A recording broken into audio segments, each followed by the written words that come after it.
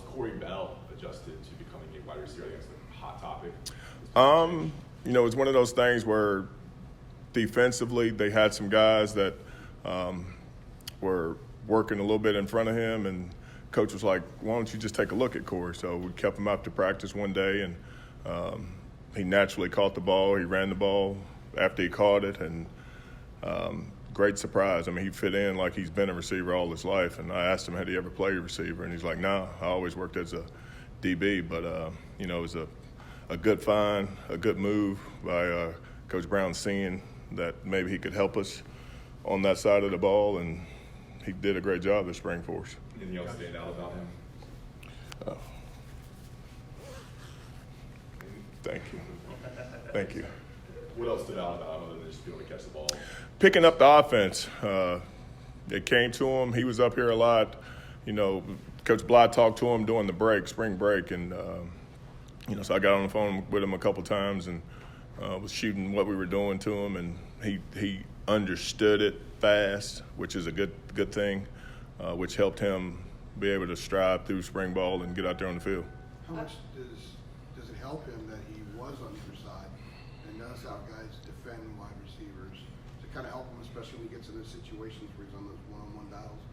It does. I mean, especially going against Coach Bateman and knowing what they were doing for a couple of days there. He was over there in the meetings, and it helps him be able to identify whether or not it's one high, two high safeties. Technique on, with what Coach Bateman was doing defensively with the nickel guy playing outside or inside on him. But, I mean, it looks like naturally for him it's a fit, because the thing about playing inside receiver is it's a feel of trying to find voids in the middle of the defense. And, I mean, I was very, very pleased with how it went for him. In this air raid offense, ideally, how many receivers could you use in a game? You would like to have anywhere from 7 to 8. Because, I mean, totally if you average 80, 85 plays a game, if your main guy's getting 50, there's 30 other plays left out there. Or if they're not separated by much, because to me, whoever starts the game is, they're the starter. But to me, whoever finishes the game is the guy that you want. So, I mean, whoever, there's plenty of competition in the inside and the outside, but if you're the guy and you may not start and you're hot, you'll stay in the game. So, I mean, I'd like to have anywhere from 6 to 8 guys that can play, because you want them fresh, because it is a fast-paced offense. I've been in a system where we ran 105 plays before. So if you got somebody that's 70 plays, they're tired. So if you can put somebody in that you trust for some of that, it makes a difference of being able to go fast. If you were to play a game today, how many do you have that you'd be comfortable sticking out there? 6. Jonathan Alexander, News Observer. Is there anybody that you see that's currently kind of stepping up, being that top target right now, or anybody that has potential going into they've all made strides this spring. The biggest thing for them was trying to figure me out, figure the system out. I told them, the biggest thing, I don't want to come in and say, hey, you got to trust me, because they didn't know me. I mean, I recruited some of them, so I had to earn their trust. I like what De'Amni Brown showed. I liked what Bo's shown. Antoine Green's shown some things.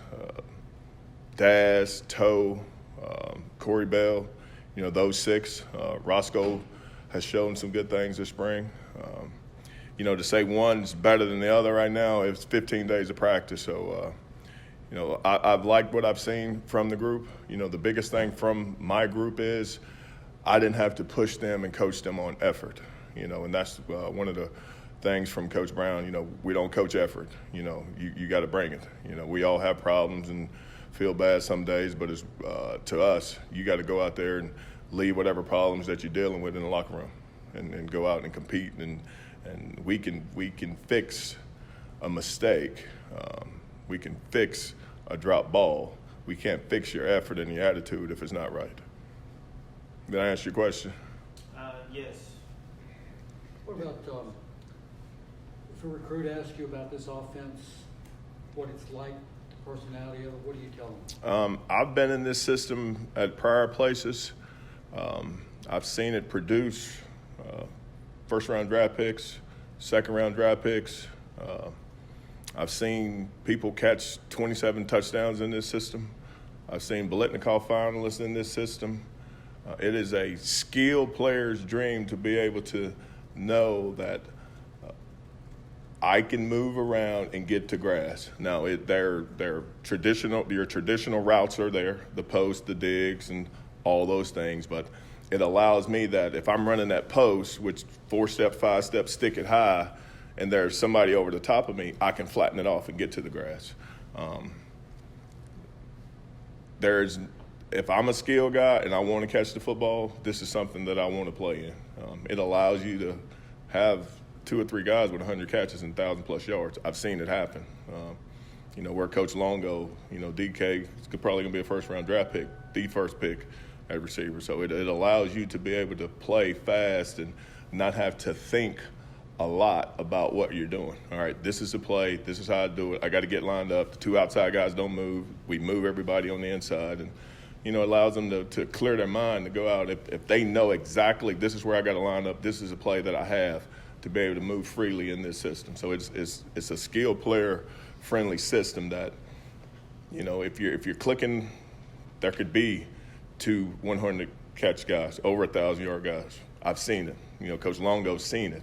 So it's not that we're trying to practice the air raid. We are the air raid. We're not mixing and matching. We're going to line up and we're going to go at you. When you look for attributes, I got great hands, got speed, all that stuff.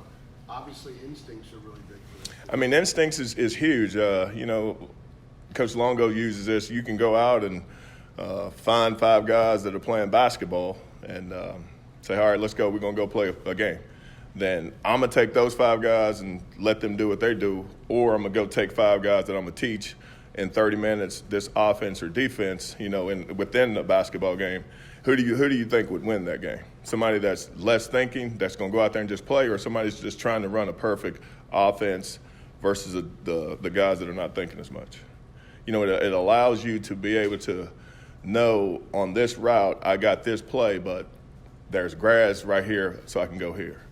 Obviously you want the fast guys that can catch, the twitch and all those things, but instincts allow the system to succeed. What are you focused on this being your first spring with this receiver for? Just consistency, knowing exactly what to do, how to do it. This offense makes you, at my group, have to communicate, with the signals. And we're giving them Coach Longo's giving them the signals. And, if I get tackled, I'm running back because the ball's already set. We're already lined up. So if you don't get the signal, you better run in and ask, what to do. So it puts a lot of things on them, and that's what you want. You want them to be cognizant of what they have to do. I don't know the play. Let me run and go ask. All right, Daz, what is it? What do I got? It puts a lot on them to have to communicate, which lets us know they're thinking. All right, this is what I got to do. This is the play. Let's go.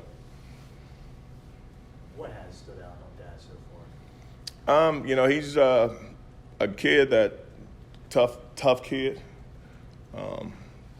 Has played ball here. He's one of the guys that we'll count on. He's what you look for in a slot receiver.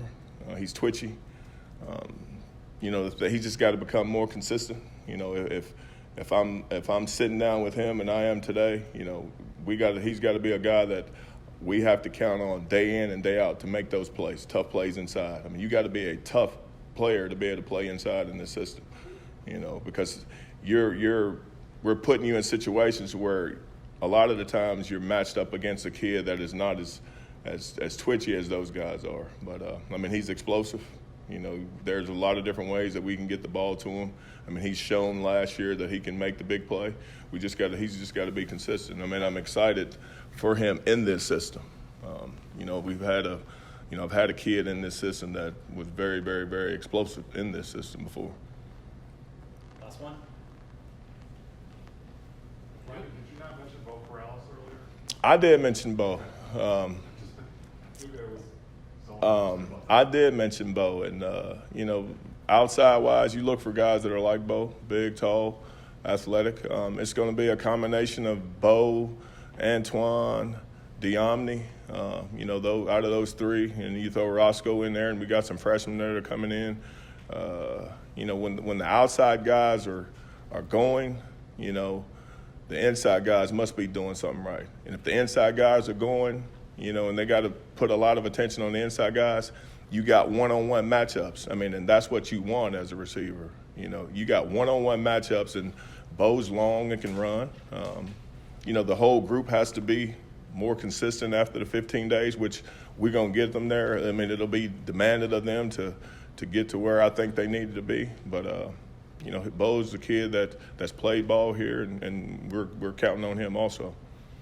Quick, do you think you have what you need right now at wide receiver to run this offense? And kind of leading to that, do you see Emory Simmons and some of these freshmen that are going to come in and have a role? The thing about Emory has a jump on most of the guys that are coming in because he's been here. We're going to play the best guys, and if that's Emory or the Welton and Justin that are coming in, they'll play. Do we have the guys to run this system? Yes, but you always want to. We're going to recruit to be better. We're going to recruit to be better. Thanks, man. Thank you, Lonnie. You're welcome.